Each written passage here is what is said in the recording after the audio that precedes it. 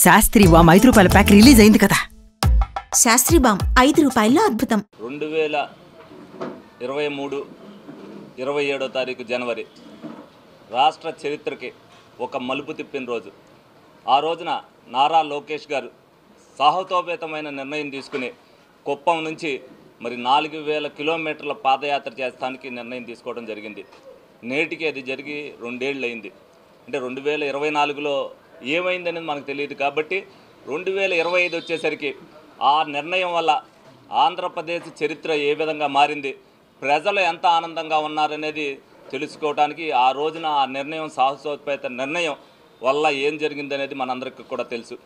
ఎన్ని ఇబ్బందులు పడినప్పటికీ కూడా, ఎన్ని బెదిరింపులు చేసినప్పటికీ కూడా, మైకు తీసేసుకున్న, నుంచోటానికి స్టూల్ లేకుండా చేసినా సరే ఆ గవర్నమెంట్కి ఎదురొడ్డి పోరాడి కార్యకర్తల్ని, యువతని అందరినీ కూడా రాష్ట్ర భవిష్యత్తు కోసం అందరం కూడా మనం ఈ విధంగా పోరాటం చేస్తేనే మన హక్కులు మనకు ఉంటాయని చెప్పి ఆయన నిర్విఘ్నంగా ఆ పాదయాత్ర కొనసాగిస్తూ వచ్చారు.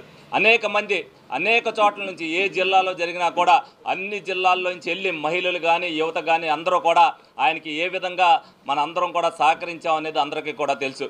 అదేవిధంగా మరి ఆయన పాదయాత్ర ఆగట్లేదన్న ఉద్దేశంతో మరి గౌరవనీయులు ముఖ్యమంత్రి చంద్రబాబు నాయుడు గారిని ఆ రోజున ఏదైతే ప్రతిపక్ష నాయకుడిగా ఉన్నారో ఈయన్ని అరెస్ట్ చేస్తే ఆయన పాదయాత్ర ఆపేస్తారన్న ఉద్దేశంతో దొంగ కేసు బనాయించి ఏ విధంగా అరెస్ట్ చేసి ఈ పాదయాత్రకు ఆటంకం కల్పించాలని అయినప్పటికీ కూడా బెయిలు రాకపోయినా సరే నా పాదయాత్రను నేను కొనసాగిస్తానని చెప్పి మరి అటు తండ్రి కోసం ఏదైతే తిరుగుతూ ఒక పక్క కార్యకర్తలను ఉత్సాహపరుస్తూ మరి ఆ పాదయాత్రని ఏదైతే మరి శ్రీకాకుళం జిల్లాలో ముగింపు చేశారో ఆ రోజున అక్కడి నుంచి సందేశం యువతకి ఏమని ఇచ్చారనేది అందరం కూడా చూసాం. ఈ రోజున మనం ఎంత ఆనందదాయకంగా ఆంధ్రప్రదేశ్ రాష్ట్రం ఉన్నప్పటికీ, ఏ విధమైన అభివృద్ధి చెందుతున్నప్పటికీ అదంతా కూడా ఆ రోజున జరిగిన నిర్ణయం బట్టే ఉంటుంది. ఆ రోజున లోకేష్ గారు ఆ నిర్ణయం తీసుకోకుండా ఉంటే యువతకి ఏం జరుగుతుందనేది తెలిసేది కాదు.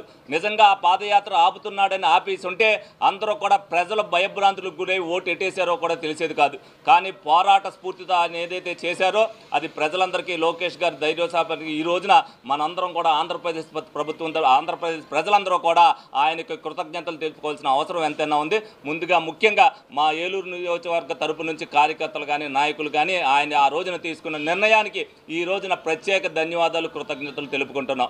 అలాగే పెట్టుబడుల విషయంలో కానీ దావోస్ వెళ్ళి తండ్రితో పాటు తనయుడు ఏ విధంగా అయితే మరి అన్నీ కూడా ఏదైతే వ్యాపారాలు అంతకుముందు చేసినప్పటికీ ఇప్పుడు రాష్ట్ర అభివృద్ధి కోసం ఏ విధంగా పెట్టుబడులు పెట్టాలి, ఏ విధంగా సహకారం అందించాలనేది వాళ్ళందరికీ కూడా ఎక్స్ప్లెయిన్ చేసడం జరిగింది.